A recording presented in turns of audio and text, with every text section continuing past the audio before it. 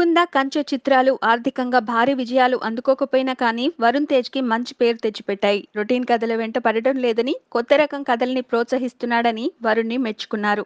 కంచె చిత్రంలో అనుభవం ఉన్న నటుడిలా తన పాత్రకి న్యాయం చేసి మార్కులు కొట్టేశాడు. అయితే ఆ తర్వాత కమర్షియల్ మైలేజ్ కోసమని లోఫర్, మిస్టర్ చిత్రాలు చేశాడు.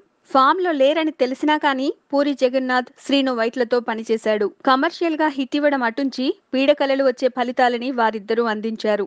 ముఖ్యంగా మిస్టర్ అయితే తను సంపాదించిన గుడ్ విల్ మొత్తం పోగొట్టే లెవెల్ కి ప్లాఫ్ అయింది. కమర్షియల్ చిత్రాలు కానీ మిస్ఫైర్ అయితే ఏమవుతుందనేది స్వయంగా తెలుసుకున్న వరుణ్ తేజ్ మునుపటిలా ఎక్స్పెరిమెంట్స్ బెటర్ అనుకుంటున్నాడు. అందుకే ఘాజీ దర్శకుడు సంకల్ప్ తో ఒక సైన్స్ ఫిక్షన్ సినిమా చేసేందుకు గ్రీన్ సిగ్నల్ ఇచ్చాడు. వ్రతం చెడ్డ ఫలితం దక్కుతుందని వరుణ్ తేజ్ ఇలా డిసైడ్ అయినట్టున్నాడు. కాకపోతే దీనికంటే ముందుగా శేఖర్ కమ్ములతో చేస్తున్న ఫిదా విడుదలవుతోంది. ఆ సినిమాతో అయినా వరుణ్ హిట్ల ఖాతా ఓపెన్ అవుతుందో లేదో పాపం. Please subscribe. Hi, it's me Purna. Please subscribe.